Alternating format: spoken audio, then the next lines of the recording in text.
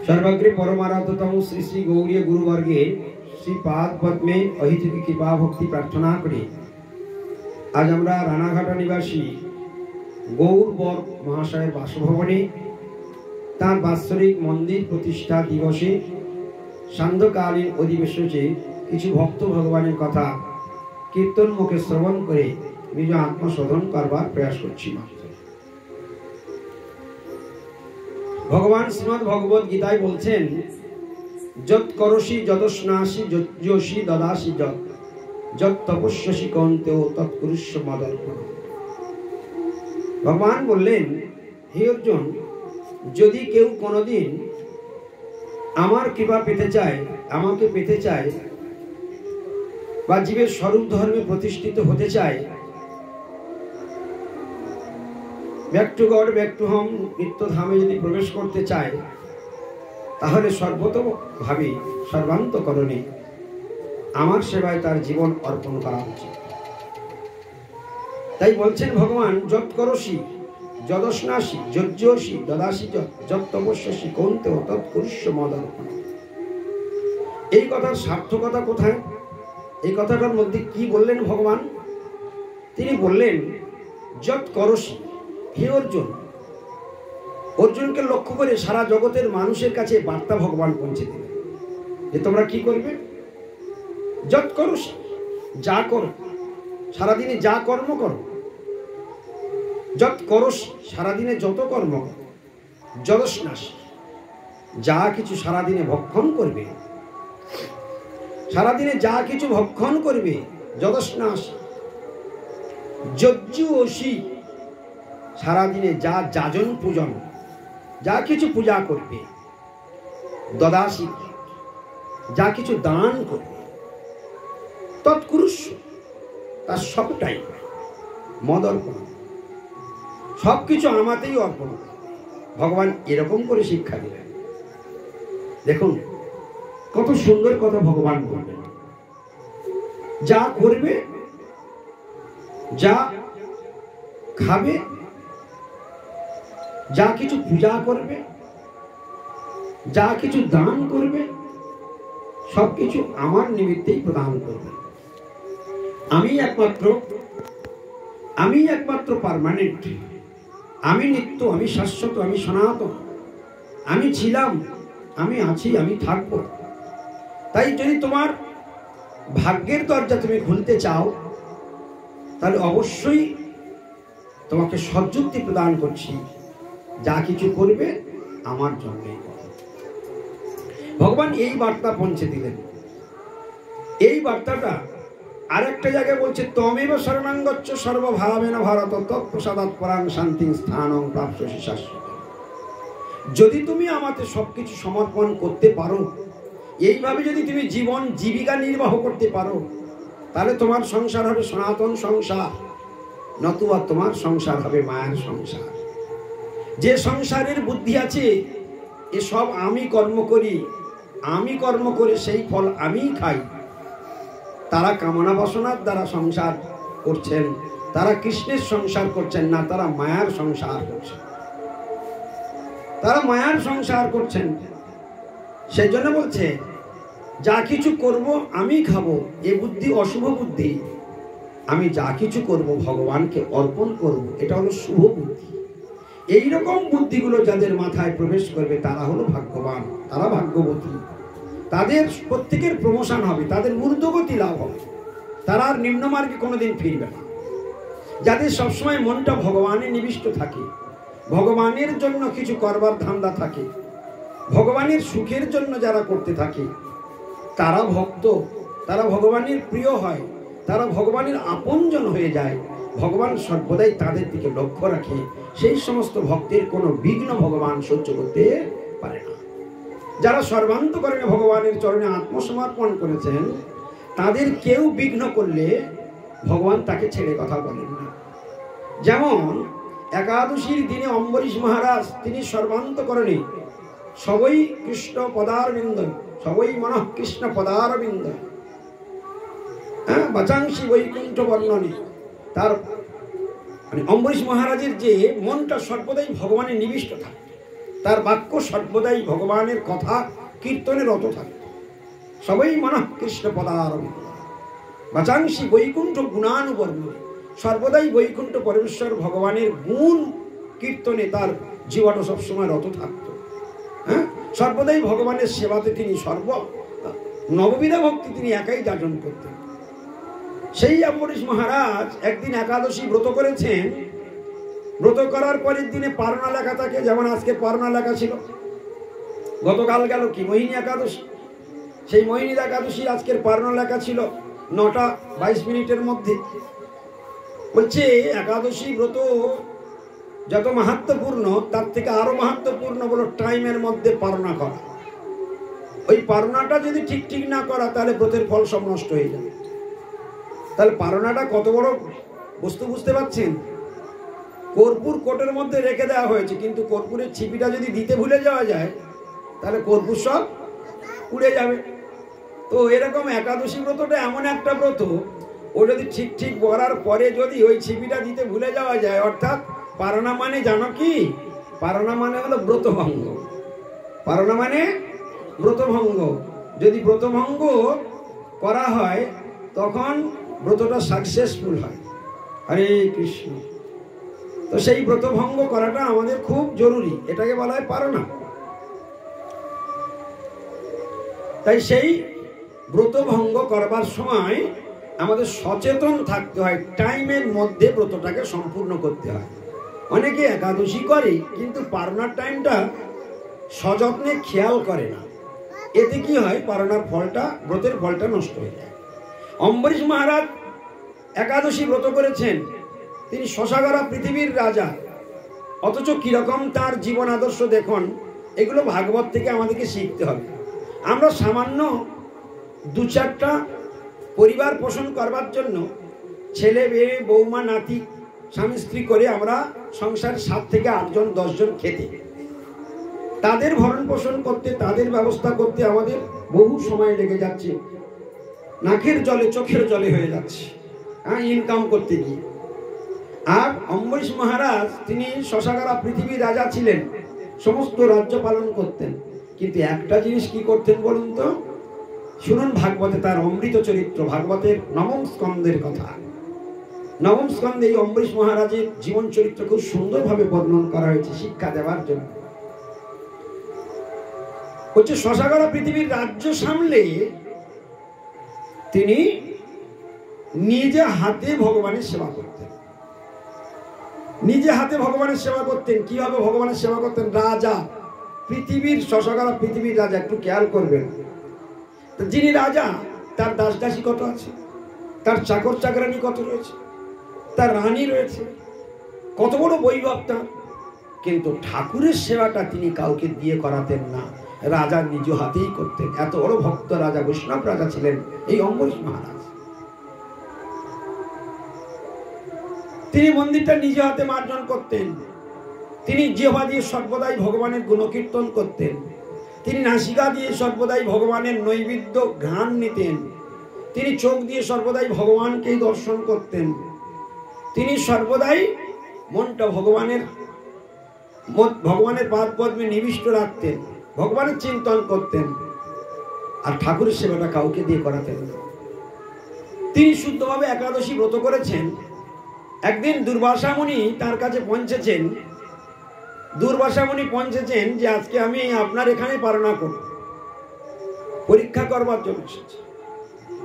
শুদ্ধ ভক্তের উপরে পরীক্ষা চালিয়ে দিয়েছে দুর্বাসা মুনি।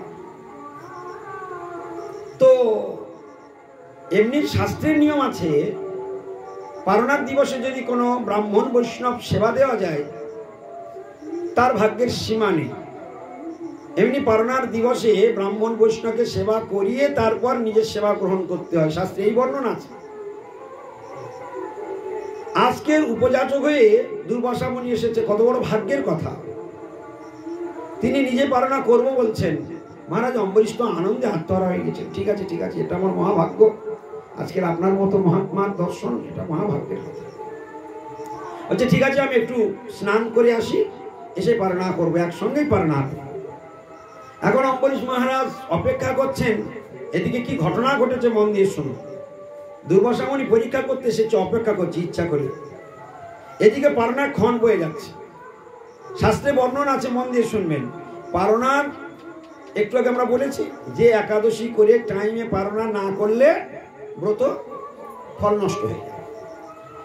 এখন এদিকে অম্বরীশ মহারাজ ধর্ম সংকটে পড়ে গিয়েছেন। কিরকম ধর্ম সংকট? দুয়ারে অতিথি এসেছে, ব্রাহ্মণ, তাও আবার দুর্বাসা মুনি। অতিথিকে যদি সেবা না করিয়ে পারনা করে নেয়, পারনার টাইম ক্ষণ চলে যাচ্ছে, অম্বরীশ মহারাজ ছটফট করছেন। পারনার ক্ষণ যদি বেরিয়ে যায় তাহলে একাদশী ব্রতের ফল নষ্ট হবে। আবার দুয়ারে অতিথি এসেছে, যদি অতিথিকে ফেলে যদি পারনা করা হয় তাহলে অপরাধ হবে। এখন অম্বরীশ মহারাজ ধর্ম সংকটে পড়ে গিয়েছেন।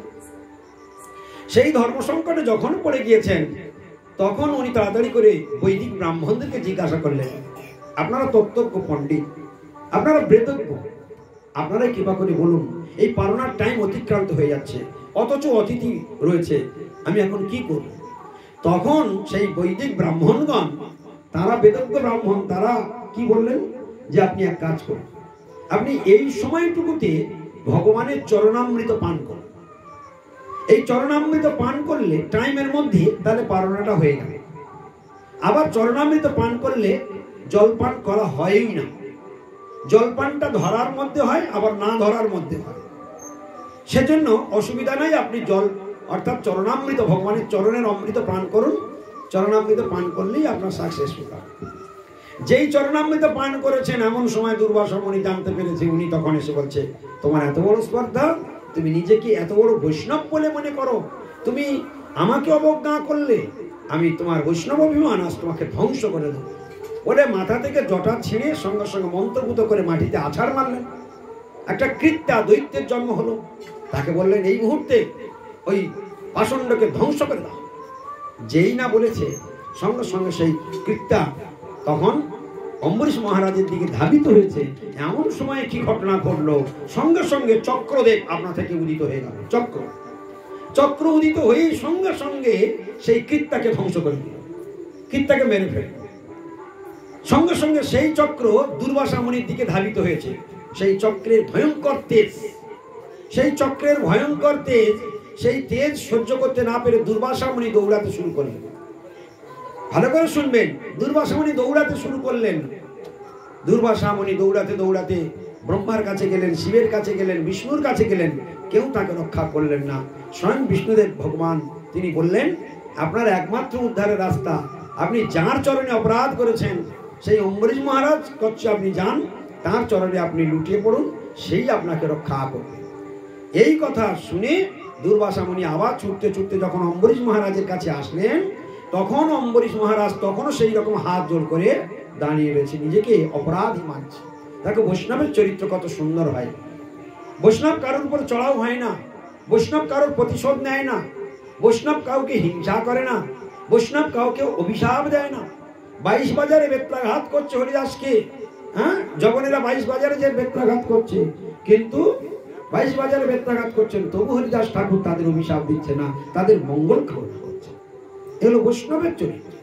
অম্বরীশ মহারাজের উপরে তিনি কৃত্যা দিয়ে তাকে ধ্বংস করবার চেষ্টা করেছে, তবু দুর্বাসা মুনির প্রতি দোষারোপ করছে না, উল্টে নিজের দোষ দেখছে।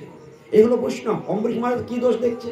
হায় হায়, আমার দুয়ারে অতিথি এসেছে, আমি তাকে সেবা করতে পারলাম না, আমার বোধহয় ভুল হয়ে গেল। দেখুন কিরকম ধার্মিকদের জীবন চরিত্র এইরকমই হয়। যারা প্রকৃত ধার্মিক, যারা প্রকৃত ধর্ম করে, তারা কাউকে হিংসা করতে পারে না, তারা কাউকে আঘাত করতে পারে না, কারোর কষ্ট তারা সহ্য করতে পারে না। যারা প্রকৃত ধার্মিক যারা, তারা একটা পিঁপড়া মারতে পারবে না। একটা পিঁপড়া মারতে গেলে তাদের কষ্ট হয়। ধার্মিকদের, যারা প্রকৃত ধার্মিক, যারা প্রকৃত বৈষ্ণব, তাদের হৃদয়টা খুব দয়ালু, খুব নরম হয়। তারা একটা মশা মারতেও চায় না। জীব হত্যা তো দূরের কথা, মানে অন্যান্য প্রাণীকে হত্যা করা তো দূরের কথা, একটা মশা পিঁপড়াকে পর্যন্ত মারতে চায় না। বৈষ্ণবদের হৃদয়টা এতটাই নরম থাকে। তার জ্বলন্ত প্রমাণ এই দেখুন, আমরা হরিদাস ঠাকুরের কথা শুনলাম, আমরা অম্বরীশ মহারাজের জীবন চরিত্রের কথা শুনছি। এই যে ভক্ত এবং ভগবানের জীবন চরিত্রই তো ভাগবত। অম্বরীশ মহারাজ হাত জোর করে দাঁড়িয়ে আছেন, দুর্বাসা মুনি ছুটে এসে পায়ে পড়লেন। অম্বরীশ মহারাজ তাড়াতাড়ি করে দুর্বাসা মুনিকে তুলে আলিঙ্গন করলেন। হায় হায়, আপনি কি করছেন? আরে আপনার স্থান আমার চরণে, আমার পক্ষে, আরে অপরাধ তো আমি করেছি বলে আলিঙ্গন করলেন। তখন দুর্বাসা মুনি বলছেন, আপনি কৃপা করে আমায় রক্ষা করুন, এই ভয়ঙ্কর চক্রের তেজ আমি সহ্য করতে পারছি না, আপনি কৃপা করে আমাকে রক্ষা করুন।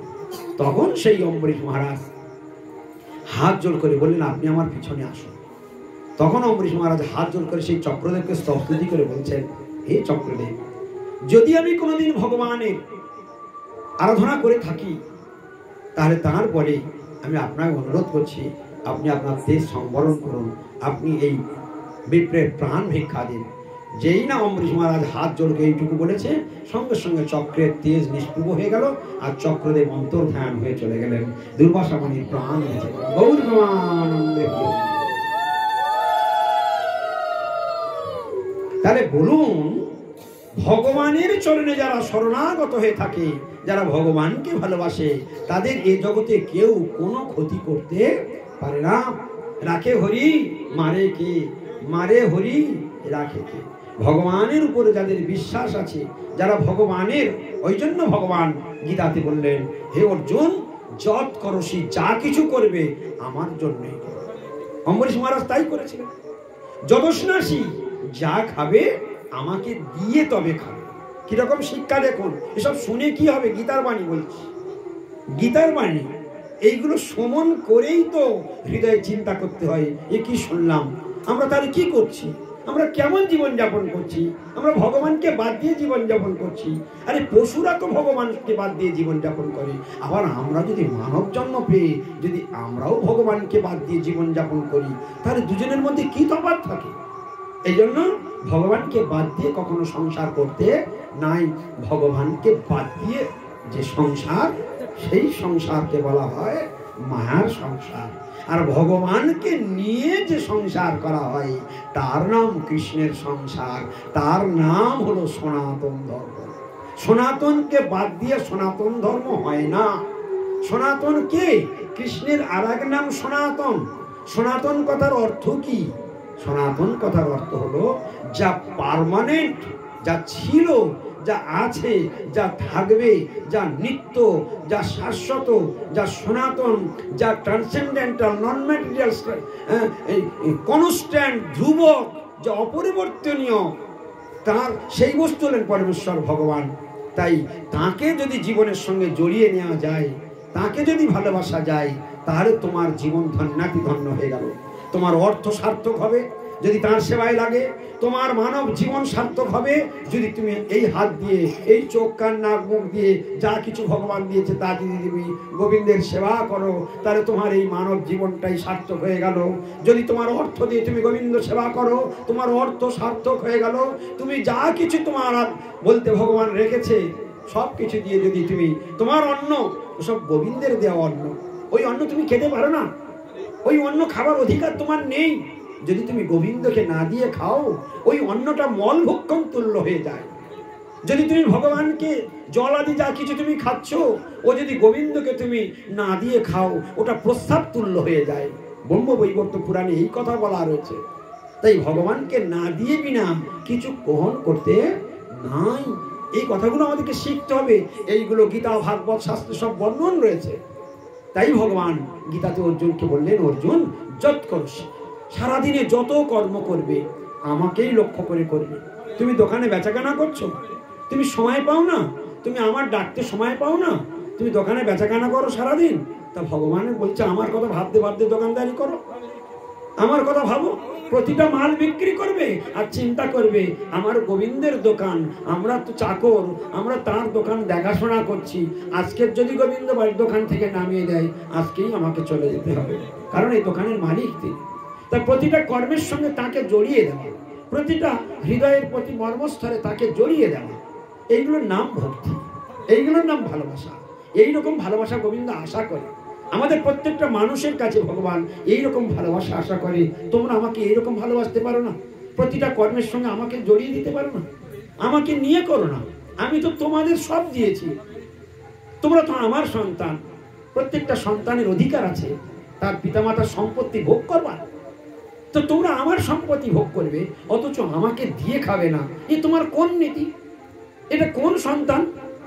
শাস্ত্রে বলছেন জগতের পিতা কৃষ্ণ, সর্ববেদে কয় পিতারে যে ভক্তি করে সে সুপুত্র হয়। যে পিতাকে ভক্তি করে, যে কৃষ্ণকে ভালোবাসে সে হলো সুপুত্র, আর যে কৃষ্ণকে ভালোবাসে না সে কৃষ্ণের কুপুত্র। আমরা কেন কুপুত্র হয়ে থাকবো? এমন সুন্দর মানব জীবনটা কেন গোবিন্দকে অর্পণ করব না? কেন গোবিন্দের সেবায় অর্পণ করব না? এটা আমাদেরকে বুঝতে হবে। তাই ভগবান আমাদের সৎ পরামর্শ দিলেন গীতাতে, বললেন অর্জুন যৎ করোষি, সারাদিনে যা কিছু করবে সবটার ভিতরে আমাকে জড়িয়ে দাও, আমার জন্য করার চেষ্টা করো। তুমি চাষি, তুমি কোদাল কোপাচ্ছ, চাষ করছো, করো না, তাতে অসুবিধে কি? তুমি আমার জন্য করো। তুমি ধান চাষ করছো, করো। তুমি বলো না, মনে মনে ভাবো না এই ধানটা আমার গোবিন্দের সেবায় লাগবে। কিন্তু যদি তুমি মনে করো এই ধানটা হলে এই ধানটা বিক্রি করে আমি পাঁচিল দেব, আমি ছাদ ফেলবো, জামাই মেয়ের উপরে একটা ঘর করে দেব, আমি এই পাশের দিকে নাতির জন্য একটা ঘর করব, আপনি যদি এইরকম মাইক বাসনা করেন তাহলে আপনি আপনার গর্ত খুলছেন। এটা জেনে রাখবেন, ভগবানের জন্য যার প্রাণ কাঁদে সে হলো ভক্ত, আর স্ত্রীপুত্র ছেলে মেয়ের জন্য যার প্রাণ কাঁদে সে হলো বিষয়ী লোক, যে ভগবানের থেকে অনেক দূরে রয়েছে। তাই শাস্ত্র বললেন এরকম কখনো করতে নাই। বিষয়ে আবিষ্ট মন বড়ই জঞ্জাল। যাদের মন সর্বদা বিষয় রসে ডুবে থাকে, ভগবান বললেন তাদের মনটা বড় জঞ্জাল। বিষয়ে আবিষ্ট, কি কথা! আবিষ্ট আবেশ, বিষয়ে আবেশ। স্ত্রী আমার, পুত্র আমার, টাকা আমার, ঘর আমার, জমি আমার, বাড়ি আমার, দোকান আমার, ব্যবসা আমার, চাকরি আমার, সব আমার, এসব বিষয় আবিষ্ট মন। শাস্ত্র বললেন বিষয় আবিষ্ট মন বড়ই জঞ্জাল। স্ত্রী পুত্র পরিজন এই সব কাল। এদের কথা চিন্তা করতে করতে আমার জীবন শেষ হয়ে গেল।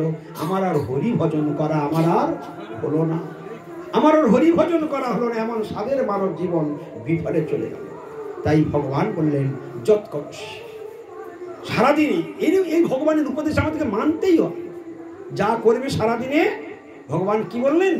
যৎ করোষি, যা কিছু করবে সব আমার জন্য।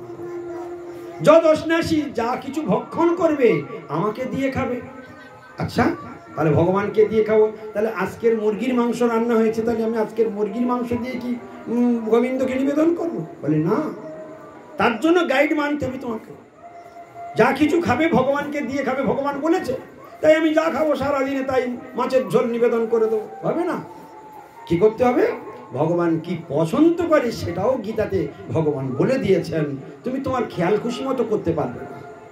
কি করতে হবে? ভগবান বলেছেন আমি কি পছন্দ করি সেটা আগে জানো। আমি কাউকে সেবা করি, সে কি জিনিস পছন্দ করে ওটাকে আমাকে চতুরতার সঙ্গে জানতে হবে। খুব মন দিয়ে শুনলাম, আমি যাকে সেবা করব তিনি কি পছন্দ করেন ওটা আমি যদি জেনে সেবা করি, আর তিনি কি পছন্দ করেন আমি জানি না, আমি যদি তার জন্য 10খানা আমার মতো করে তৈরি করি, তিনি যেটা পছন্দ করেন সেই 10খানার ভিতরে সেটা নেই, তার মানে কি তিনি সুখী হবেন? আপনারা কি বলেন? সুখী হবেন না। তিনি সুখী হলো না মানে আমার যত পরিশ্রম সব বেকার হয়ে গেল। এই জন্য ভগবান কিসে সুখী হয় সেটা আমাকে জানতে হবে, আর সেটা জানবার জন্য ভগবানের প্রিয়জনের কাছে যেতে হবে। আমি যদি কোনো ব্যক্তির সেবা করতে চাই তাহলে সেই ব্যক্তি কিসে খুশি হয় ওটা কার কাছে জানা উচিত? পাড়ার লোকের কাছে নিশ্চয়ই নয়। যদি জানতে হয় হয় তার মার কাছে জানা উচিত, তার বাবার কাছে জানা উচিত, তার স্ত্রীর কাছে জানা উচিত, যে তারা একমাত্র বলতে পারবে ওই মানুষটা কি কি পছন্দ করে, কি সঠিক কিনা। ওর থেকে ভালো আর কেউ পরামর্শ দিতে পারবে না। তাই যেমন কোনো ব্যক্তিকে সেবা করতে হলে তার পিতামাতা অথবা তার স্ত্রী ছাড়া অত কাছের নিকটের জন আর কেউ হয় না, ঠিক ভগবানের সম্বন্ধে জানতে গেলে ভগবানের ভক্তের মতো প্রিয় আর জগতে কেউ হয় না। ভগবানের সেবা করতে গেলে ওই ভগবানের ভক্তের কাছে জেনে জেনে তোমাকে সেবা করতে হবে। খুব তাড়াতাড়ি তুমি গোবিন্দকে প্রসন্ন করতে পারবে, গোবিন্দকে সুখী করতে পারবে। তাহলে ভক্তকে যদি আমি না করি, এই জন্য শাস্ত্রে বলছেন সাধু সঙ্গ, সাধু সঙ্গ সর্বশাস্ত্রে পায়। সাধুর কাছে না গেলে তুমি ভগবানের সংবাদ তোমাকে কেউ শোনাবে না। তুমি একটা বিষয়ী লোকের সঙ্গ করবে, সেই বিষয়ী লোক তোমাকে জিজ্ঞেস করবে দাদা এবছর ধান কেমন হয়েছে দাদা? আমাদের ওদিকে তো সব তো পোকায় মেরে দিয়েছে, তোমাদের কেমন হয়েছে? এইরকম ভাবে কথোপকথন হবে। হ্যাঁ, নানান রকম বিষয় কথা চর্চা হবে। দাদা ওদিকে তো পাকিস্তান ভারতের যুদ্ধ লেগে গেল, দাম তো সব বেড়ে যাবে, এই ফাঁকে কিছু মাল করি কিনে জমা করে নাও দাদা, এই যুদ্ধের পরেই সব জিনিসের দাম চলে যাবে। তাহলে বিষয় কথা হবে। কিন্তু সাধুর কাছে গেলে, কৃষ্ণ ভক্তের কাছে গেলে তারা সর্বদাই কি কথা শোনাবে? কৃষ্ণ কথা শোনাবে। আর কৃষ্ণ কথা শুনলেই আমার জীবনে সর্বোচ্চতম মঙ্গল লাভ হবে। ভগবানের কথা শুনলেই মঙ্গল, ভগবানের কথা বললেই মঙ্গল, ভগবানের কথা স্মরণ করলেই মঙ্গল, ভগবানের জন্য কিছু করলেই মঙ্গল। ভগবানের জন্য তুমি যা করবে তোমার সর্বান্তকরণে তুমি ধন্যাতি ধন্য হবে, তোমার জীবন ধন্য হবে, তোমার জীবন সার্থক হবে যদি তুমি ভগবানের জন্য কিছু করো। নিজের জন্য করবে কামনা বাসনা ভোগ হলো, ভগবানের সুখের জন্য করব প্রেম লাভ হলো। ভগবানের ইন্দ্রিয় সুখের নাম প্রেম, আর নিজের ইন্দ্রিয় সুখের নাম কাম। কামনা বাসনার অপর নাম নরক যাত্রা, আর কৃষ্ণের সুখের জন্য করলে তার নাম প্রেম গোলক যাত্রা। তাই কৃষ্ণ প্রেম লাভ করার জন্যই এই প্রেম ধর্ম বৈষ্ণব ধর্ম। বৈষ্ণব ধর্মের অপর নাম হলো প্রেম ধর্ম। প্রেম ধর্মের মর্ম কি? ধর্মের মর্ম না জেনে ধর্ম করলে তাকে গাধার সঙ্গে তুলনা করেছে। ধর্মের না জানিয়া মর্ম অধ্যাপনা করে গর্দবের প্রায় সেই শাস্ত্র বহিমারি। যারা ধর্মের মর্ম বোঝে না, ধর্মের মর্মটা কি, ধর্মের একমাত্র পাত্রকে, ধর্মের একমাত্র আধারকে বলছে শ্রীকৃষ্ণ সধাম উপগতি ধর্ম জ্ঞানা দিভি সহ কলৌ নষ্ট দিশামেশ পুরানো অর্ক অধুনাই দিত। উত্তর দিলেন সুত গোস্বামী। প্রশ্ন করেছিলেন সৌনক মুনি, কি বলেছিলেন? ব্রীহি যোগেশ্বরে কৃষ্ণে ব্রহ্মণে ধর্মবর্মণি সাংকাষ্টাং অধুনামপিতে ধর্মঙ্কং শরণাঙ্গত। অর্থাৎ ধর্মের একমাত্র বর্ম হলেন ভগবান শ্রীকৃষ্ণ, ধর্মের একমাত্র পাত্র হলেন ভগবান শ্রীকৃষ্ণ, ধর্মের একমাত্র মূর্তি হলেন ভগবান শ্রীকৃষ্ণ। ভগবান শ্রীকৃষ্ণই স্বয়ং ধর্ম। তা সেই ভগবান শ্রীকৃষ্ণ যদি ধর্ম হলো, আর তাকে বাদ দিয়ে কি করে ধর্ম হয় ভাই? তাকে বাদ দিয়ে কিসের ধর্ম? তাই তাকে বাদ দিয়ে যারা ধর্ম করতে চায় তারা হলো মূর্খ নাম্বার 1। আমকে বাদ দিয়ে কখনো আম সত্য বানানো যেমন সম্ভব নয়, কাঁঠালকে বাদ দিয়ে কখনো কাঁঠাল সত্য বানানো সম্ভব নয়, ঠিক তদ্রূপ ভগবানকে বাদ দিয়ে কখনো কি, হ্যাঁ, ভগবানকে বাদ দিয়ে কখনো ধর্ম করা সম্ভব নয়।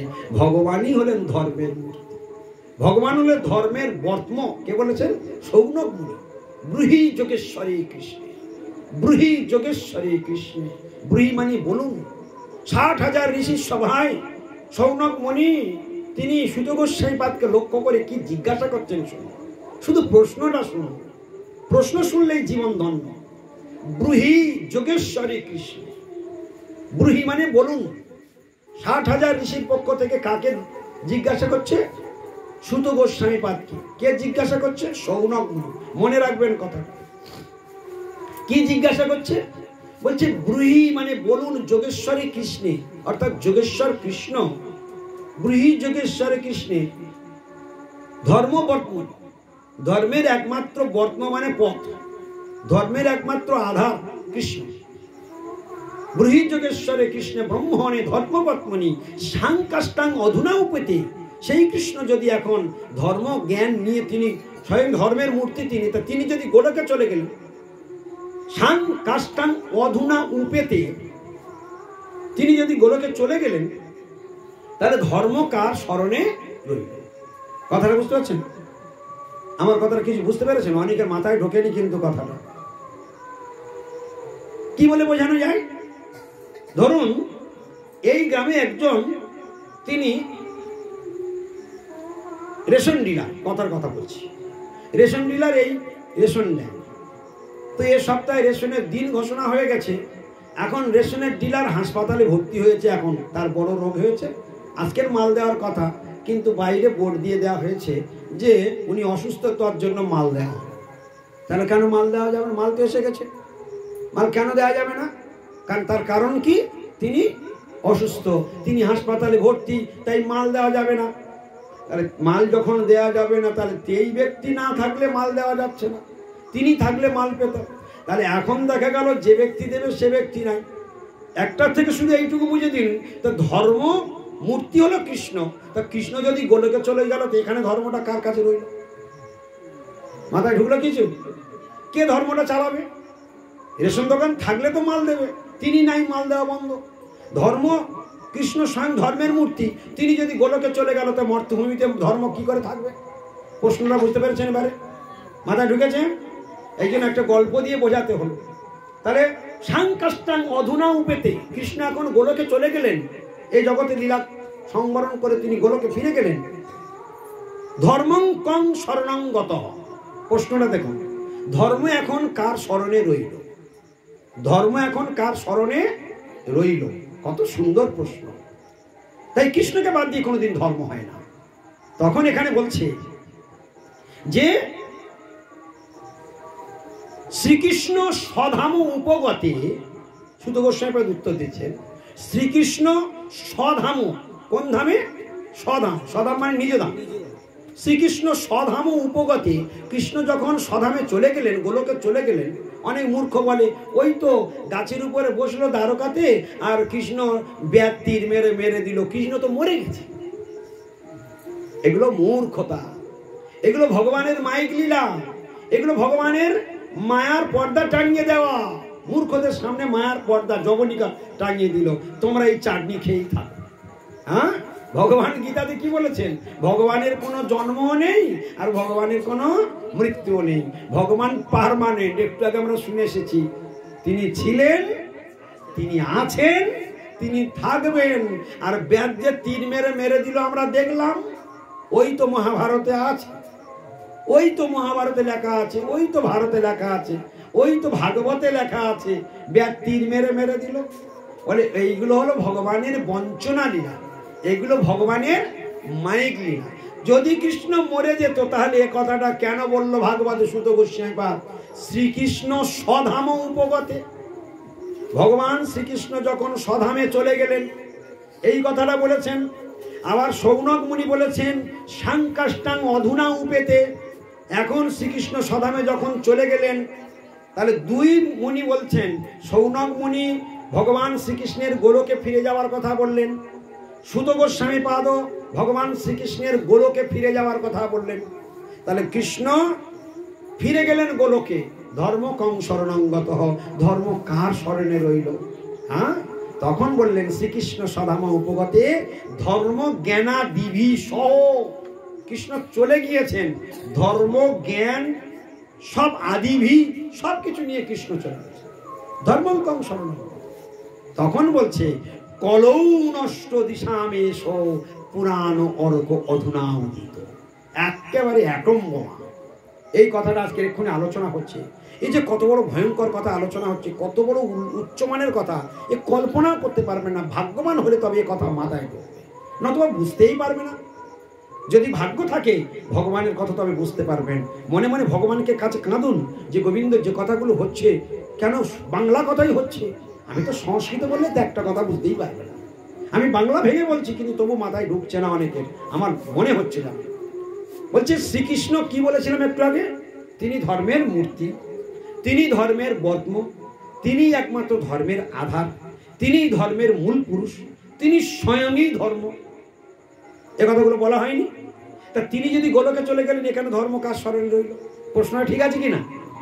তখন বলছে চলে গেল কৃষ্ণ সধাম উপগতে, ধর্ম জ্ঞানা দিভি সহ, ধর্ম নিয়ে গেল, জ্ঞান নিয়ে গেল, আদিভি সব নিয়ে কৃষ্ণ চলে গেল।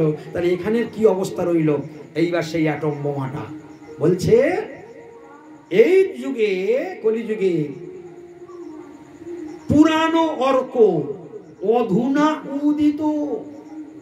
পুরানো অর্ক, পুরানো অর্ক মানে সূর্য, সূর্যের উদয় যেমন জগতের অন্ধকার বিনাশ হয়, ঠিক প্রতিটা কলিযুগের মানুষের অজ্ঞান অন্ধকারের দৃষ্টিশক্তি নষ্ট হয়ে গেছে, তাদের সেই অজ্ঞান অন্ধকারকে দূর করবার জন্য ভগবান শ্রীকৃষ্ণের পরিবর্তে শ্রীমদ ভাগবত রূপ ধারণ করে ভগবান এ জগতে আবির্ভূত হয়ে গেলেন। গৌর প্রেমানন্দে হরি হরি বল। জয় জয় অমর পুরাণ শ্রীমদ ভাগবতম কি। আজকে সেই ভাগবত কথা বলছে। অজ্ঞান অন্ধকার খান খান হয়ে যাবে। সূর্যের উদয় হলে অন্ধকারকে আর বলতে হয় না তুমি পালাও, ও আপনা থেকেই ফিনিশ হয়ে যায়। আর ভাগবত কথা শুনলে প্রতিটা জীবের হৃদয়ের অজ্ঞান অন্ধকার কেটে ফাঁকা হয়ে যায়। যদি কেউ প্রতিদিন আদর করে নষ্ট প্রায়শু অভদ্রেশু নিত্যং ভাগবত সেবায়া, প্রতিদিন যদি আদর করে কেউ ভাগবত কথা শ্রবণ করে, তার অজ্ঞান অন্ধকার সব দূরীভূত হয়ে যাবে। সে চিনতে পারবে নিজেকে, আমি কে, আমার কর্তব্য কি, আমার কি করা উচিত ছিল, কেন আমি করি না, কেন আমি এভাবে জীবনযাপন করছি, কেন আমি নিজের পায়ে নিজে কুড়ুল মারছি, কেন আমি আত্মঘাতী হচ্ছি, কেন আমি নিজের সর্বনাশ করছি। আমার হরিভজন হলো না। হরিভজন বিহীন জীবন জীবিত অবস্থাতে মৃত বলে ঘোষণা করে দিয়েছেন মাতা দেবহূতি।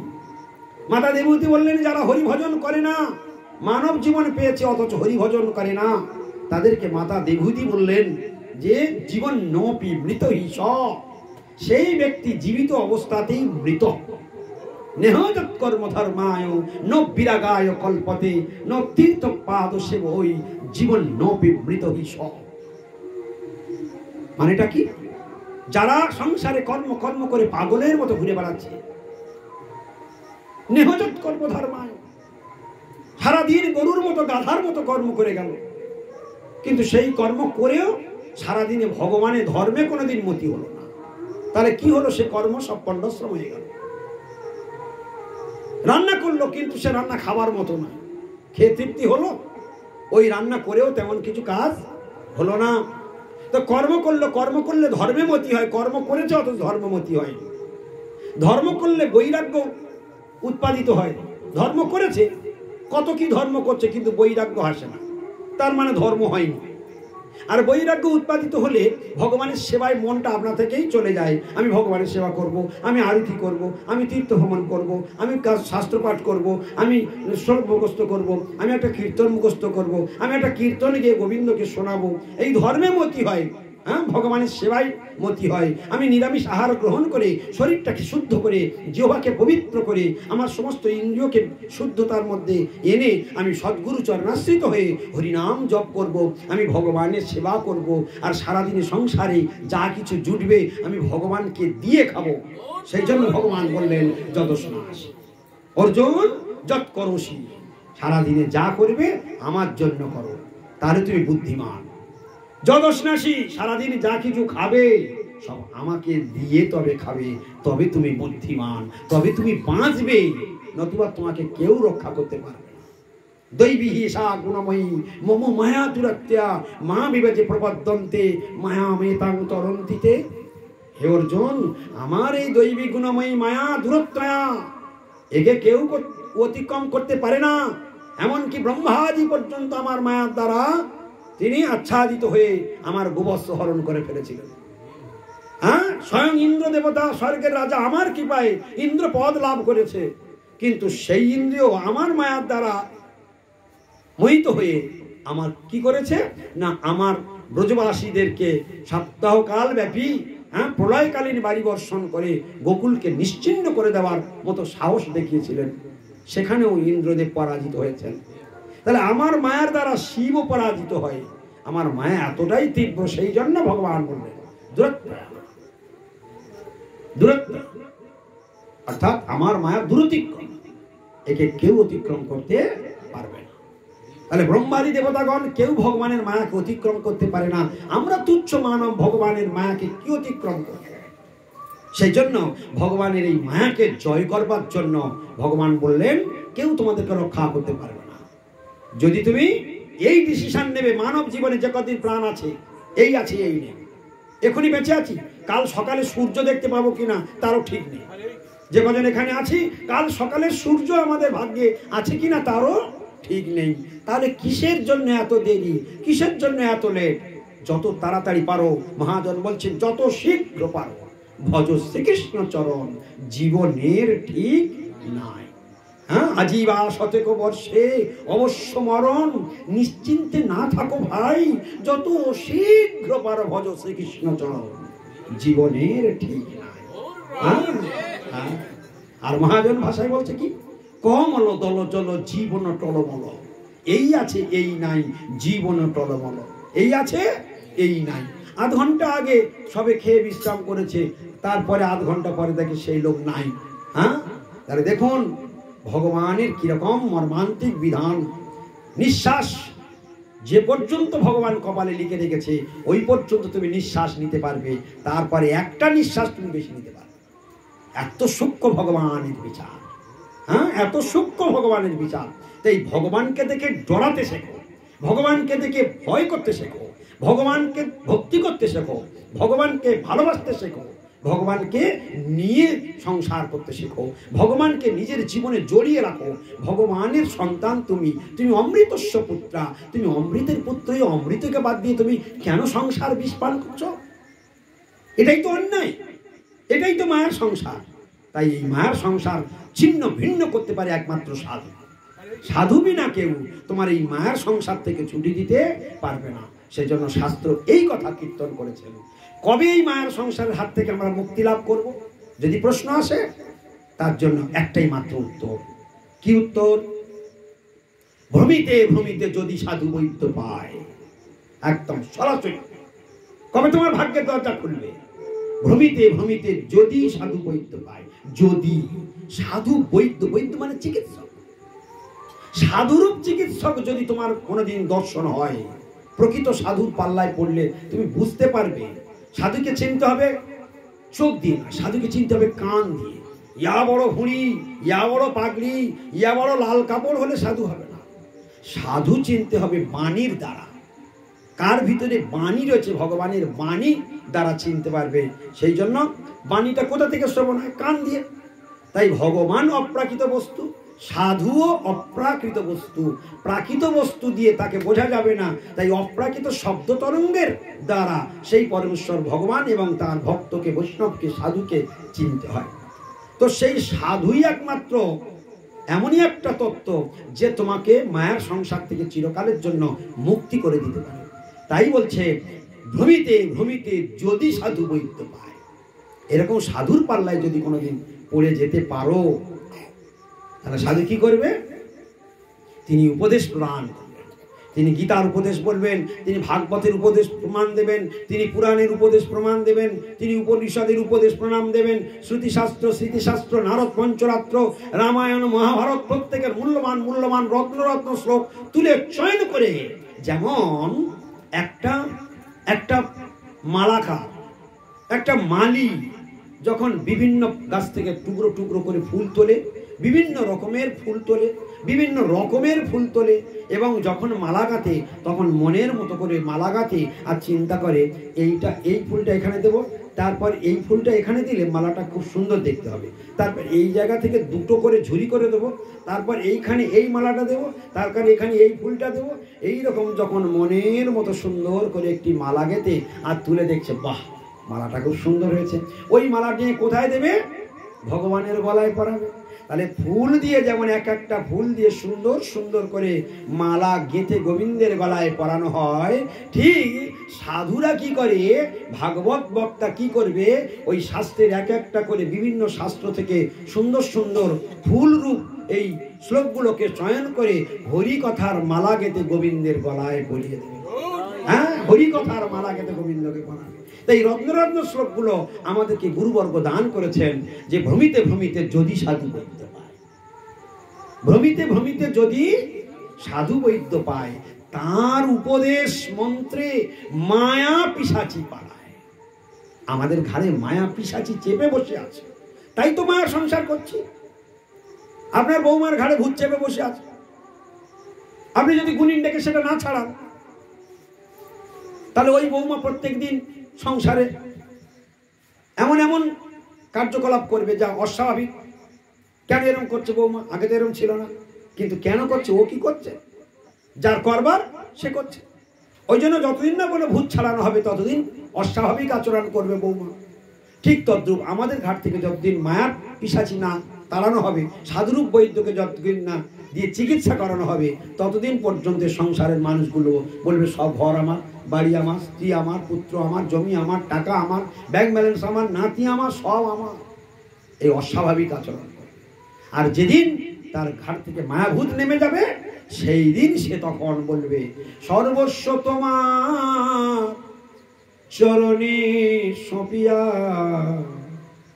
পড়েছি তোমারও ঘরে।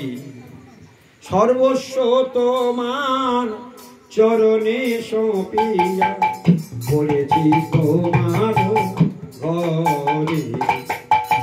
তুমি তো ঠাকুর তোমার কুকুর, তুমি তো ঠাকুর তোমার কুকুর, বলিয়া জানো মোরে। সর্বস্ব তোমার চরণে সপিয়া পড়েছি তোমার ঘরে। বাঁধিয়া নিকটে আমারে পালিবে, রহিব তোমার দ্বারে। প্রতিপজনে আসিতে না দিব, রাখিব গড়ের পারে। সর্বস্ব তোমার চরণে সপিয়া পড়েছি তোমার ঘরে। সর্বস্ব তোমার চরণে সপিয়া পড়েছি তোমার ঘরে।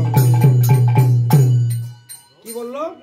সর্বস্ব তোমার চরণে সপিয়া পড়েছি তোমার ঘরে। দেখুন, ঘাড়ে থেকে ভূত নেমে গেছে। যখন ঘাড়ে ভূত ছিল তখন বলছিল আমার আমার আমার আমার, আর ঘাড়ে থেকে ভূত নিয়ে গিয়েছে, ভূত যখন নেমে গেছে বলছে সর্বস্ব তোমার, তোমার ঘর, তোমার বাড়ি, আমি তোমার, তুমি তো আমার, আমি তো তোমার, কি কাজ অপরধনে। সব বাণী পাল্টে গেল। কি মাথা ঢুকলো? যখন ভগবানের কে বুঝতে পারবো তখন বলবো তোমার তোমার, আর যখন মায়া পেদিনী ঘাড়ে চেপে থাকবে ততক্ষণ আমরা বলে যাব সব আমার আমার আমার আমার, তোমার তোমার পার্থক্য কিছু বুঝতে পেরেছেন?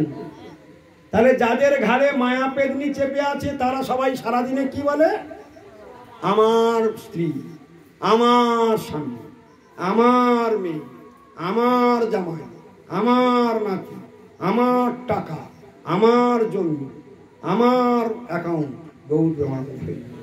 সব আমার। আর যারা তত্ত্বদর্শী তারা কি বলে? আমারও বলিতে প্রভু আর কিছু নাই, আমার বলিতে প্রভু আর কিছুই নাই। তাহলে যা কিছু সব কিছুর মালিক কে? ভগবান। তা তুমি যদি মালিক হও নিজেকে জিজ্ঞাসা করে দেখো না তুমি মূর্খ কিনা। তুমি মূর্খ কিনা তুমি নিজেকে জিজ্ঞাসা করো না। তোমার যদি হয় তাহলে তোমার আলমারিতে 70খানা শাড়ি আছে, তাহলে যাওয়ার সময় তুমি ওগুলো বের করে নিয়ে চিতায় উঠবে তো?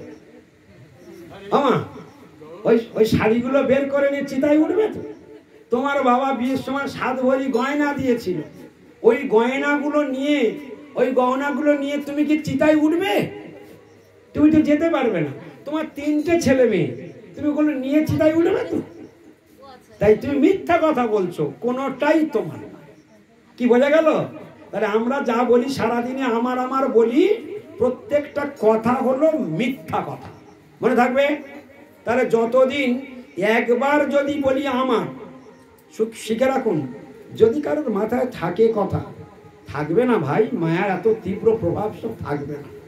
এ তো শুধু জোর করে মানে ঘি দিয়ে ল্যাস ডলা হচ্ছে রে ভাই। হ্যাঁ, আরে কুকুরের ল্যাস যদি ঘি দিয়ে ডলে দেওয়া হয়, 7 মণ ঘি দিয়ে ডলার পরে, তারপর কুকুরের ল্যাসটা ছেড়ে দিলে কি হবে গো মা? ও ভেঙে যাবে। তা আজকের এই যে আমি এতক্ষণ ঘি দিয়ে ডলছি, এর ল্যাস সোজা হবে? বলে প্রভু ওপার দিয়ে বেরিয়ে যাবে আর এপার থেকে সব বাদ দিয়ে দেবে। গৌর প্রেমানন্দে হরি হরি। বলে তবু যতটা হয় শুনতে শুনতে যদি ভাগ্যের দরজা খোলে, শুনবে 500 লোক, যদি একজনও পর্যন্ত ব্রেন খুলে যায় তাই বা ভাগ্য কম কি? সেটাই অনেক বড় ভাগ্য।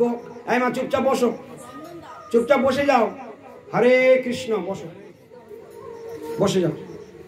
না না দেবে না, বসো বসো বসো বসো, আর কিছু করতে হবে, বসো। গৌর প্রেমানন্দে হরি হরি হরি। শুধু কথাগুলো শুনে যাও মন দিয়ে, ওর থেকে অনেক বেশি কাজ হবে। কি কথা শুনছিলাম আমরা? প্রত্যেক দিন যদি প্রতিনিয়ত যদি বলি আমার, এ আমার মানে মিথ্যা কথা, মনে থাকবে। আচ্ছা, মিথ্যা কথা বলা পাপ না পুণ্য? পাপ। আর একবার করে সারাদিন আমার বলবে আর প্রত্যেক মুহূর্তে তোমার পাপ বাড়বে। আচ্ছা, পাপ করলে কোথায় যায়? সব চুপ করে আছো, একলাই বলবে। পাপ করলে কোথায় যায় বলো, জোরে বলো। তাহলে প্রত্যেক দিন আমার বললে, একবার আমার বললে প্রতিবারে পাপ হয়। আর আমরা সারাদিনে কতবার আমার বলি? অসংখ্যবার আমার বলি। বলে সারাদিনে অত করে পাপ হয়। আর এখন থেকে এবার প্র্যাকটিস করো, ওই পাপ আর করবো না। এখন সারাদিনে সব বলবো, হে কৃষ্ণ সব তোমার, আর পাপ হবে না। তাহলে পাপ করা উচিত না পাপের দরজা বন্ধ করা উচিত? কেউ তোমার জন্ম থেকে, তোমার বাবা মা তোমাকে শিখিয়েছে কথা, তোমার বাবা মা জন্ম দিয়ে খালাস হয়ে গিয়েছে, তোমাকে উদ্ধার করতে পারবে না। কিন্তু সাধুর এত তাকত আছে, সাধুর এত ক্ষমতা আছে, সাধুই তোমাকে উদ্ধার করবে। সাধুর কথা যদি তুমি মেনে চলো, ডাক্তার তোমার রোগ সারিয়ে দেবে যদি তুমি ডাক্তারের কথা মেনে চলো। তুমি ডাক্তারের কথা মানবে না তো তোমার রোগ সারবে না। তুমি সাধুর কথা শুনবে না তো তোমার রোগ সারবে না। ওই জন্য বলেছে শাস্ত্র, ভূমিতে ভূমিতে যদি সাধু বৈদ্য পায়, তার উপদেশ মন্ত্রে। কি মন্ত্র? উপদেশ মন্ত্র। এখন সাধু উপদেশ দিল, কোথা থেকে দিল? শাস্ত্র থেকে দিল। আর আমি শুনলাম আর সব ভুলে গেলাম। আমি শুনলাম সব ভুলে গেলাম, আর কোনো কিছু মানলাম না। তাহলে আমার রোগ সেরে যাবে তো? হু হু করে রোগ সেরে যাবে। বলে যারা শুনছে, মনে রাখছে, সাধুর কথা পালন করছে, তারা সব মহাপ্রভুর দলে নাম লেখাচ্ছে। হু হু করে সাধুর সংখ্যা বাড়ছে। বাড়ছে কিনা বলো? যারা যারা শোনে আর মনে রাখে, পালন করে, তারা সাধু হয়ে যাচ্ছে। আর যারা শোনে আর ভোলে, তারা সারা জীবন অনন্তকাল এই মায়ার সংসারে পড়ে পড়ে মার খাচ্ছে। এখন তুমি বলো, তুমি যদি গোলকে যেতে চাও তাহলে সাধুর কথা শোনো, সাধুর কথা পালন করো।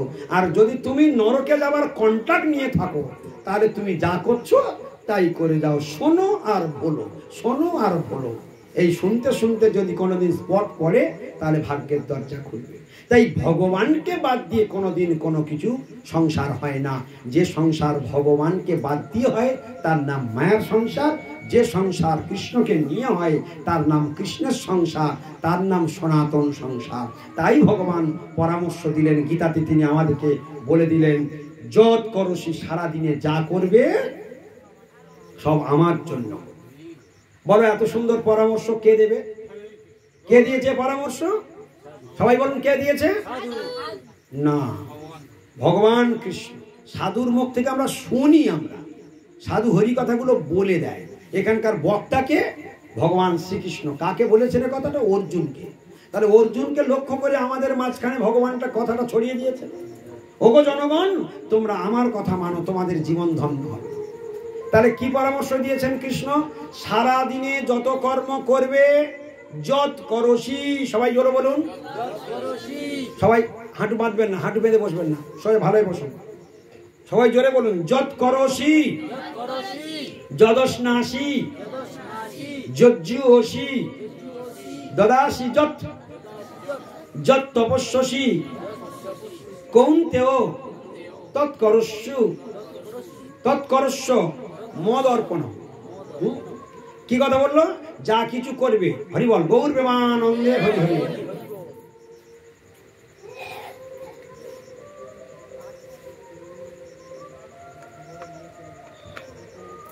তৎকুরুষ্য মদ অর্পণ বলছে কি কথা বলছে? ভগবান একটা গীতা শ্লোক আপনারা উচ্চারণ করলেন, কিন্তু ভালোভাবে করলেন না। একটা গীতা শ্লোক উচ্চারণ হলো, এই জীবনে কেউ গীতা খুলেছে বলে মনে হয় না, যদি খোলে কোনোদিন এই শ্লোকটা পড়েনি। আজকের উচ্চারণ করানো হলো, কিন্তু কেউ সাহস করে বলতেই পারলো না ভালোভাবে। টিভিটা একটু আধটু বললো, জোরে বলো, সোজা হয়ে বসো। ঝগড়া করবার সময় কিরম ভলম বের করো, হ্যাঁ সেই ভলম এখন বের করো। বলো, যত করসি, হয়েছে, ভালো হয়েছে, আর একটু জোরে বলো।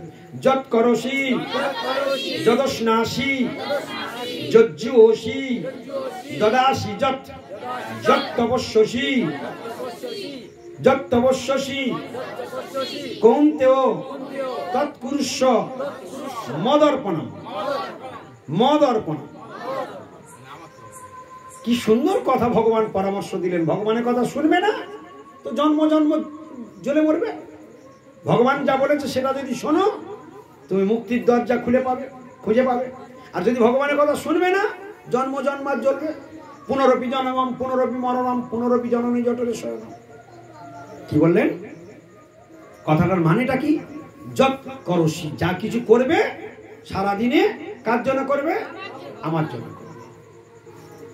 এবার কি বলছে? যদস্নাসী, সারাদিনে যা খাবে আমাকে দিয়ে খাবে। আর কি বলেছে? যজ্ঞসী, সবাই বলো যজ্ঞসী, অর্থাৎ সারাদিনে যা পূজা করবে ও পূজাটা আমায় করো।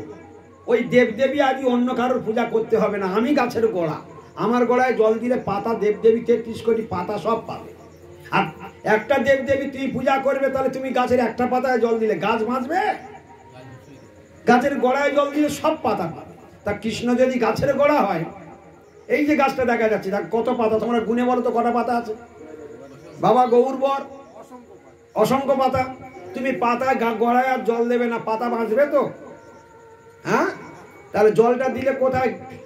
গাছের গোড়ায় জল দেবো, সব পাতা পাবে কিনা আমার জল? পাবে।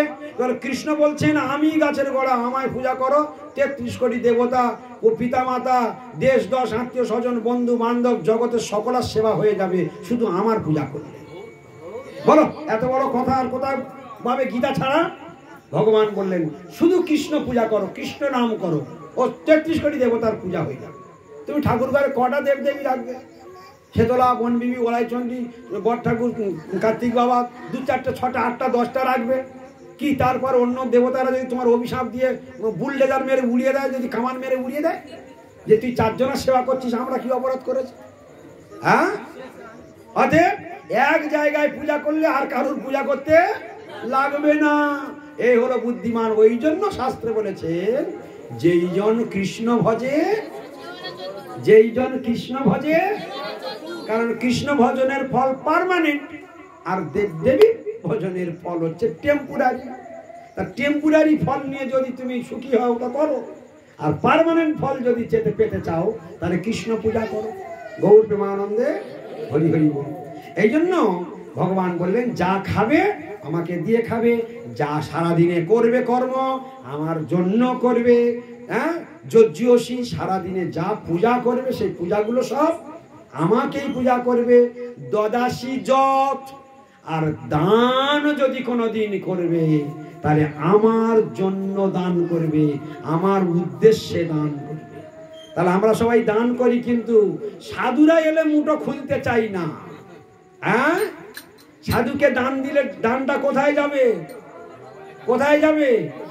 আর পাড়ায় দেবদেবীর যখন পূজা হয়, সরস্বতী পূজা, ছেলেরা এসে বলছে হ্যাঁ আপনার 2000 টাকা চাঁদা, তখন কি বাপ বাপ বলে বের করবে কি না? হ্যাঁ, ওখানে কি হবে? বলে কি হবে? বলে এবছর ড্যান্স হাঙ্গামা আসবে। বলে কি আসবে? ড্যান্স হাঙ্গামা আসবে।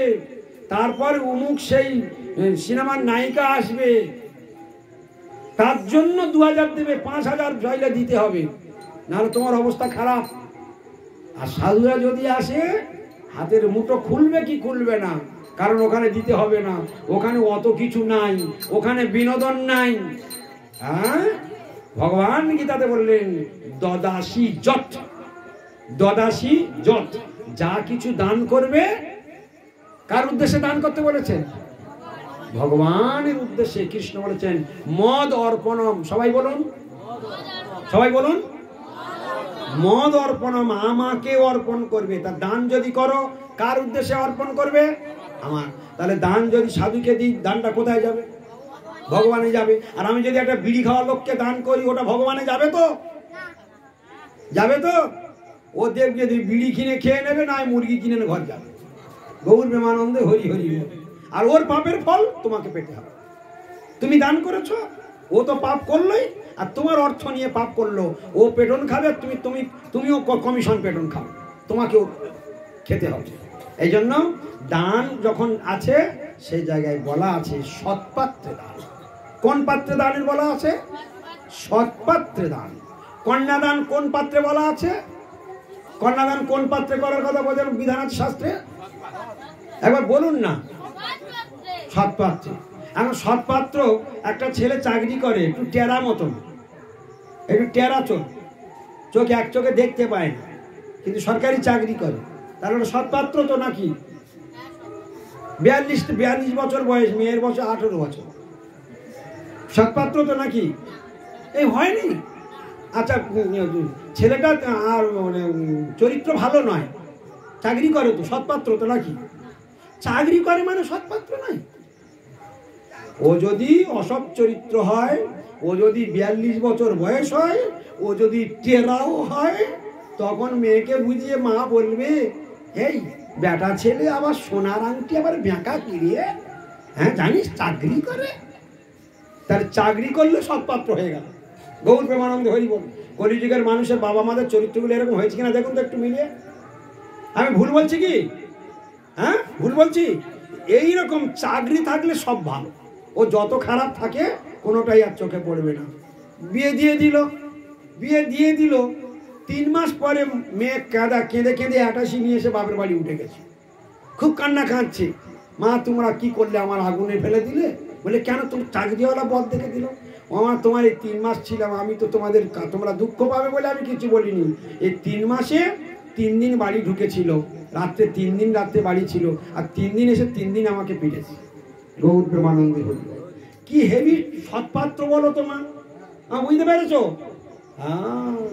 ওই জন্য শাস্ত্রে বলা আছে, যেখানে দান আছে সেখানে সৎপাত্র শব্দটাও ইনক্লুড আছে। ওখানে বলা আছে দান যদি কোনো দিন করবে, সৎপাত্র দান করবে। তাহলে দান, মহা দান কি আছে? অন্নদান, স্বর্ণদান, গাভীদান, হ্যাঁ, আর কন্যাদান।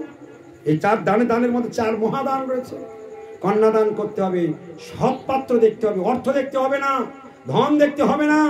যদি সৎপাত্রে দাও, ওর কপালে যদি লেখা থাকে তুমি দেবে, একটা শুধু লেখাপড়া দেখে দেখবে, ওই হয়তো কোটিপতি হয়ে যাবে।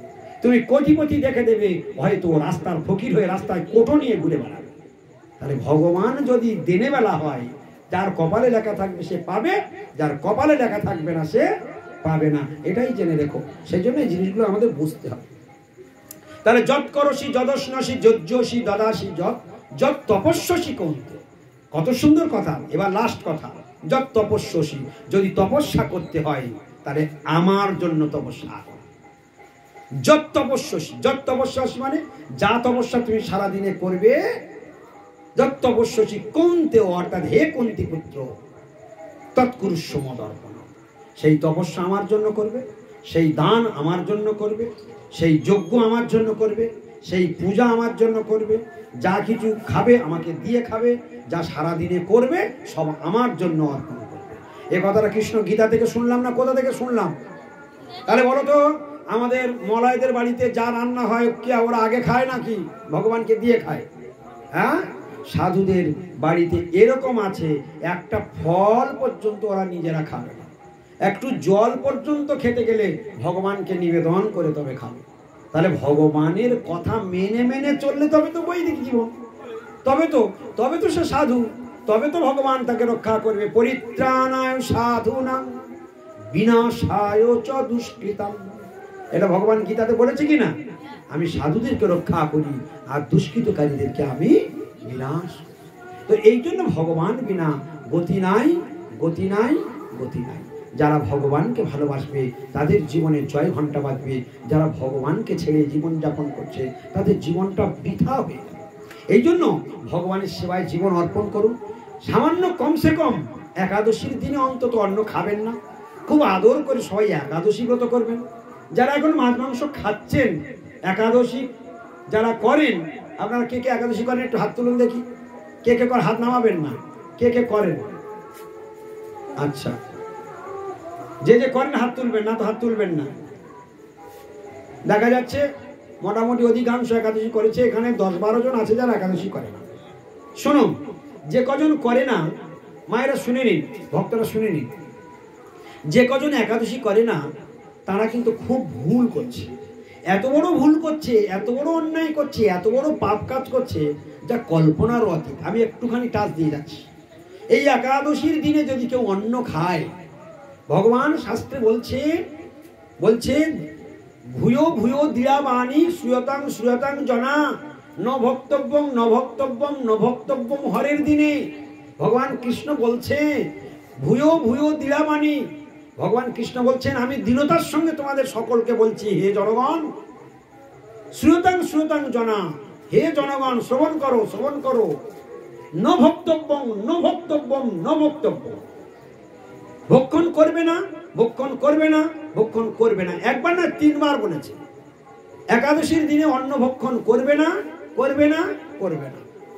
তাহলে ভগবান দৃঢ়তার সঙ্গে অন্ন ভক্ষণ করতে নিষেধ করেছে একাদশীর দিনে। কারণ একাদশীর দিনে পাপ পুরুষ অন্নকে আশ্রয় করে থাকে। একটা একাদশীর দিনে যদি কেউ অন্ন খায়, এক মুঠো অন্ন খায়, আটা রুটি সুজি ময়দা সরষের তেল খায়, কোটি ব্রাহ্মণ হত্যা, কোটি গো হত্যা, স্ত্রী হত্যা, ভাতৃহত্যা, মাতৃহত্যা, গুরু হত্যার পাপ তাকে বহন করতে হবে। তাই একাদশীর দিনে কোনোদিন ভুল করে অন্ন খাওয়া উচিত নয়। আজ পর্যন্ত এত বছর বয়স হয়েছে, তাহলে আমরা এক একজন পাপের পাহাড় হয়ে গেছি। আমাদের পাপ হিমালয় পাহাড়ের মতো হয়ে গেছে। সেই পাপ আর জীবনে করবেন না। তাই একাদশীর সামনের দিন থেকে আপনারা সবাই একাদশী ধরে নেবেন। ওই একাদশী ব্রত হলো স্বয়ং কৃষ্ণ। ওই কৃষ্ণের ব্রত আরম্ভ হয়ে গেল মানে আপনার জীবনে গোলকের রাস্তা খুলে গেল, এই ধর্ম আরম্ভ হয়ে গেল। গৌর প্রেমানন্দে। তাহলে ভগবানের দিকে যাত্রা শুরু হবে কি দিয়ে? একাদশী ব্রত দিয়ে। কি দিয়ে শুরু হবে? একাদশী ব্রত। তাই আপনারা কোনো ধর্ম করতে না পারেন, যদি তিলক করতে না পারেন, যদি ঝোলা না নিতে পারেন, যদি নিরামিষ এখন এক্ষুনি খেতেও না পারেন, কিন্তু এইটুকু অন্তত আপনারা শুরু করুন। বাঁচার রাস্তা পিঠ বাঁচবে না। শাস্ত্রে বলা আছে কৃষ্ণ নাম ভজজি আর সব মিছে, পলাইতে পথ নাই, জম আছে পিছে। বলা আছে কিনা বলুন? শুনেছেন তো? তাহলে জমের পেটন খেতে রাজি আছেন, তবে একাদশী ব্রত করতে রাজি না? হ্যাঁ, জমের মার খেতে রাজি আছেন। আচ্ছা, মারের আগে কি ভাগে? মারের আগে ভূত ভাগে। মার কার নাম পড়বে বুঝতে পারবেন যদি একাদশী দিন অন্ন খান। বুঝতে পেরেছেন? এই জন্য সকলকে সাবধান করে দিয়ে যাচ্ছি। শাস্ত্রে এইভাবে তারস্বরে ঘোষণা করা আছে, যদি পেটন খেতে না চান, যদি জমালয়ে যেতে না চান, যদি নরকে যেতে না চান, যদি যন্ত্রণা ভোগ করতে না চান, তাড়াতাড়ি একাদশী ব্রত আরম্ভ করুন। একাদশীর আগের দিনটা নিরামিষ খাবেন। যারা এখন মাছ মাংস খাচ্ছেন, বললেও তো ছাড়বেন না, খাওয়া উচিত নয়, কিন্তু বললেও তো ছাড়তে পারবেন না, কারণ লোভ গলা টিপে ধরেছে। সেই জন্য কমসে কম কি করবেন? একাদশীর আগের দিন নিরামিষ খাবেন, একাদশীর পরের দিন নিরামিষ খাবেন। অনেকে বলি একাদশী শুরু করে দেয়, ও বাবা, ও একাদশীর আগের দিনটা নিরামিষ খাবে আর একাদশী করেছে, ওই দুদিনে খোল গরম হয়ে গেছে, ও তারপরের দিনে পুকুরে জাল ফেলে ইয়া বড় কাতলা মাছ ধরে খোল ঠান্ডা করে নিয়ে তবে। হ্যাঁ, বলছে ওটা দুদিনে খোল গরম হোক, আর একটু বেশি গরম হয় হোক, 3 দিন পার করো। একাদশীর আগের দিন, একাদশীর দিন আর একাদশীর পরের দিন। তাহলে পরের দিনটা চলে গেলে তার পরের দিন যা গরম হয়েছে, হ্যাঁ, একদম মোয়াটি মাছের ঝোল দিয়ে হোক, আর যা কিছু তোমরা সব জানো কি কি খাবার খেলে পেট ঠান্ডা হয়, সেটা ঠান্ডা করে নিও। কিন্তু এই 3 দিন যদি না বাঁচো, তোমার একাদশী সুসম্পন্ন হবে না। আর তুমি এই একাদশী যদি ভুলভাল করো, শুধু একটু আগে আপনারা শুনেছেন, পারনাটা ঠিক টাইমে না হলে কি গন্ডগোল বাঁধে, শোনেনি আমরা? পারনা পর্যন্ত। তাহলে একাদশীটা ব্রত খুব সাবধানের সঙ্গে করতে হয়। ওকে বলা হয় মাধব তিথি। মাধব তিথি ভক্তি জননী যতনে পালন করি, কৃষ্ণ বসতি বসতি বলি, পরম আদরে বলি। তাহলে তিথিকে, একাদশী তিথিকে আদর করে বরণ করে নিতে হয়। হ্যাঁ, এসো এসো প্রভু, আজকে তুমি তিথিরূপে আমার বাড়িতে এসেছো। একাদশী ব্রত মানে জানেন?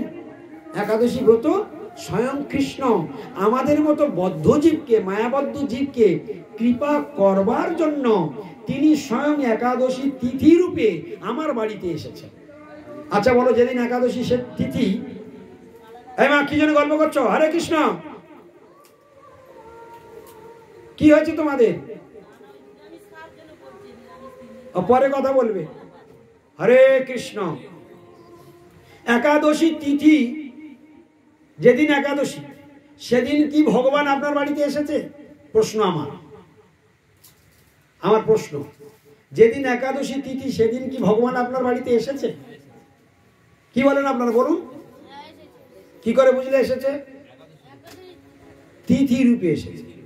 তাহলে আপনি পাহাড়ে যাবেন, জঙ্গলে যাবেন, মাঠে যাবেন, ঘাটে যাবেন, বাড়িতে থাকবেন, যেখানে আজকের একাদশী তিথি মানে তিথি রূপে তিনি সর্বত্র বিরাজমান। তাই ভগবান একাদশী তিথি যখন তিনি স্বয়ং আমার বাড়িতে এসেছে, আর ভগবান যেদিন আমার বাড়িতে এসেছে তিথি রূপে, আর সেই দিন আমি মাছ মাংসের ঝোল দিয়ে ভাত খাচ্ছি, এটা কোন নরক যাত্রা, কোন অজ্ঞানতার অন্ধকারে আমরা ডুবে রয়েছি। একাদশী তিথিকে সম্মান জানাই না, সেই জন্য তাকে বলছে মাধব তিথি। তাহলে একাদশী তিথির অপর নাম কি? সবাই বলুন, সবাই জোরে বলুন, মাধব তিথি। তাহলে মাধব কার নাম? কৃষ্ণের নাম। তাহলে একাদশী তিথির অপর নাম কি? মাধব তিথি। তাহলে মাধব আমার বাড়িতে এসেছে, তা 14 দিন 15 দিন 14 দিন মাছ মাংস খাচ্ছ, খাও, কিন্তু যেদিন একাদশী হচ্ছে ওইটাকে কেন্দ্র করে তার আগের দিন আর পরের দিন। আরে ভাই, 15 দিনের মধ্যে যদি 3 দিন যায় তাহলে বাঁচলো কদিন? 12 দিন তুমি আচ্ছা করে খেয়ে নাও না, তোমার কত খোল গরম হয়েছে, তুমি ঠান্ডা করো না। হ্যাঁ, কিন্তু ধর্ম মানব জীবন পেয়েছো, যদি একটু ধর্ম না করলে তো পরের জন্মে তো পশুজনিত চালান হয়ে যাবে। বুঝতে পারছো? তাই নিজের জন্য ধর্ম করো, নিজের বাঁচার জন্য ধর্ম করো, নিজের পায়ের তলার মাটি তৈরি করার জন্য ধর্ম করো। তা বেশি ধর্ম করতে না পারো, শুধু একটু একাদশী ব্রত করো, আর একটু তুলসীর মালা অন্তত পড়ো, সাধু সঙ্গে একটু হরিকীর্তন করো। এই করতে করতে অন্তত স্বীকৃতি জন্মাতে জন্মাতে জন্মাতে আগামী দিনে হয়তো কোনোদিন ভগবানের কৃপায় লাভ করে আমরা ঊর্ধ্বগতি লাভ করতে পারবো। এখন তাহলে এই পর্যন্ত হরিকথার বিশ্রাম থাক, অনেক দেরি হয়ে যাচ্ছে, আমি আবার অনেক রাত হয়ে গেল, এবার আমার ফিরতে হবে। কারো কোনো প্রশ্ন থাকলে বলুন। এতক্ষণ ধরে যে কথা হলো তার মধ্যে কোনো যদি কারো প্রশ্ন থাকে বলতে পারি। যে ওই কৃষ্ণ চলে গেল, তার সঙ্গে ধর্ম চলে গেল, ওটা তারপর ভাগ্যটা। খুব ভালো কথা বলেছে, দাঁড়া, ঠিক বলেছে, সেটা ওর ক্লিয়ার করে দিতে হবে। বলা হয়েছে, আপনি বুঝতে পারেননি, বলছে উত্তর দেওয়া হয়েছে কিন্তু বিশ্লেষণটা করা হয়নি, উত্তর দেওয়া হয়ে গিয়েছে। সেইখানে প্রশ্ন করেছে ধর্মের মূর্তিকে কৃষ্ণ। খুব ভালো প্রশ্ন করেছে, ধর্মের মূর্তি হলো কৃষ্ণ, তা কৃষ্ণ যদি স্বধামে চলে গেল তাহলে ধর্ম কার স্মরণে রইল? তখন সুত গোস্বামীপাদ উত্তর দিয়েছে, আমি শ্লোক বলে দিয়েছি কিন্তু ভেঙে আর ব্যাখ্যাটা করে দিই নাই, শুধু সেটা কি বলেছে, শ্রীকৃষ্ণ স্বধাম উপগতে, শ্রীকৃষ্ণ স্বধাম উপগতে, কৃষ্ণ যখন স্বধামে চলে গেলেন, কি নিয়ে গেলেন? ধর্ম জ্ঞানাদিভি সহ। কি কি নিয়ে গেছে? ধর্ম জ্ঞান আদি সব নিয়ে চলে গেছে। তখন কি বলছে? বলছে কলৌ নষ্ট দিশাম, কলিযুগের মানুষের দৃষ্টিশক্তি অজ্ঞান অন্ধকারের দ্বারা নষ্ট হয়ে গিয়েছে। একথা বলে গিয়েছি আমি, কলিযুগের মানুষের দৃষ্টিশক্তি অজ্ঞান অন্ধকারের দ্বারা নষ্ট হয়ে গিয়েছে। তাই সেই অজ্ঞান অন্ধকারকে বলেছিলাম, এটা সূর্যের উদয়ে যেমন অন্ধকার আপনা থেকেই পালিয়ে যায়, ওকে বলতে হয় না তুমি চলে যাও। তাই পুরানো অর্ক অধুনা উদিত, এইটুকু শুধু ভাঙা হয়নি, এটা মেন পয়েন্ট। পুরানো অর্ক অধুনা উদিত, অর্ক মানে কি বলেছিলাম? সূর্য। অর্ক মানে সূর্য। পুরানো অর্ক মানে অমল পুরাণ। শ্রীমদ্ ভাগবতমকে বলা হয় অমল পুরাণ। সবাই একবার বলুন, শ্রীমদ্ ভাগবতমের অপর নাম কি? অমল পুরাণ। শ্রীমদ্ ভাগবতম রূপে কৃষ্ণ স্বয়ং শ্রীমদ্ ভাগবত, কৃষ্ণ স্বয়ং শ্রীমদ্ ভাগবত রূপ ধারণ করে কলিযুগে আবির্ভূত হয়েছেন। বুঝতে পেরেছেন? সবাই একবার বলবেন এই কথাটা, অমল পুরাণ শ্রীমদ্ ভাগবত রূপে কৃষ্ণ আবির্ভূত হয়েছেন কলিযুগের জন্য। বলুন, কলিযুগের জন্য শ্রীকৃষ্ণ শ্রীমদ্ ভাগবত রূপ ধারণ করে অবতীর্ণ হয়েছে। বুঝতে পেরেছেন? তাহলে কলিযুগে শ্রীমদ্ ভাগবত কে? স্বয়ং কৃষ্ণ। একাদশী কে? স্বয়ং কৃষ্ণ। নাম কে? স্বয়ং কৃষ্ণ। নাম আর নামই অভিন্ন। বিগ্রহ কে? স্বয়ং কৃষ্ণ। তাহলে নাম রূপে এসেছে, বিগ্রহ রূপে এসেছে, গুরু রূপে এসেছে, ভাগবত রূপে এসেছে, হ্যাঁ, শাস্ত্র রূপে এসেছে স্বয়ং ভগবান। এই জন্য কলিযুগের মানুষের সুবিধা হয়ে গেছে হরিভজন করতে। বলে আমি তোমাদের সঙ্গে আছি, তোমরা আমাকে বাদ দিয়ে সংসার করছো, আমি তোমাদের জন্য এইগুলো রূপ ধারণ করলাম।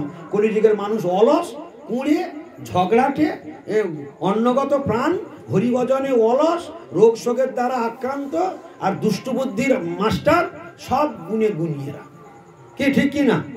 সেই জন্য আমি এত সহজ করে দিয়েছি, নাচো গাও ভক্ত সঙ্গে করো সংকীর্তন, অচিরাত পাবে তুমি কৃষ্ণ প্রেম।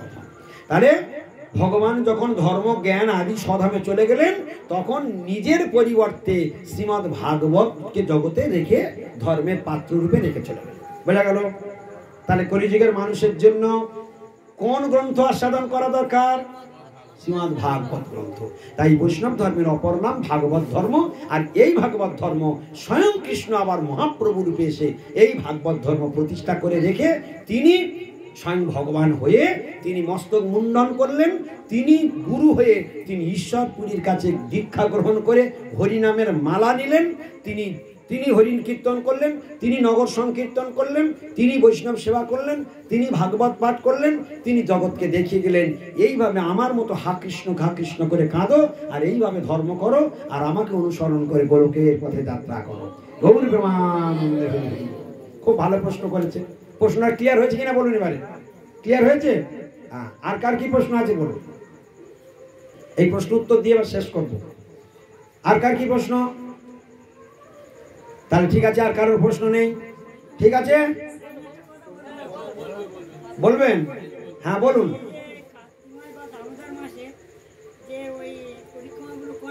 হ্যাঁ, কার্তিক মাস দামোদর মাসে কেন ভোরবেলা নাম সংকীর্তন করা হয়, পরিক্রমা বের করা হয়, অনেক মানুষ বুঝতে পারে না। তুমি বুঝতে পেরেছো? তোমার বুঝে দিতে হবে। আচ্ছা ঠিক আছে, ভালো।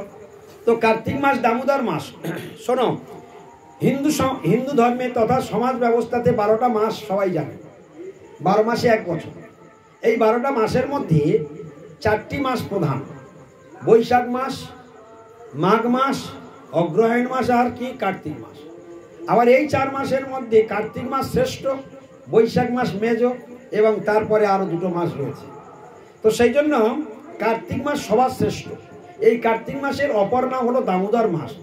এই মাসে মা যশোদা ভক্তির দ্বারা, এত মা যশোদার ভক্তি ছিল, ভক্তির দ্বারা যে ভগবানকে অনন্ত, ভগবান অনন্ত, তার কেউ অন্ত পায় না।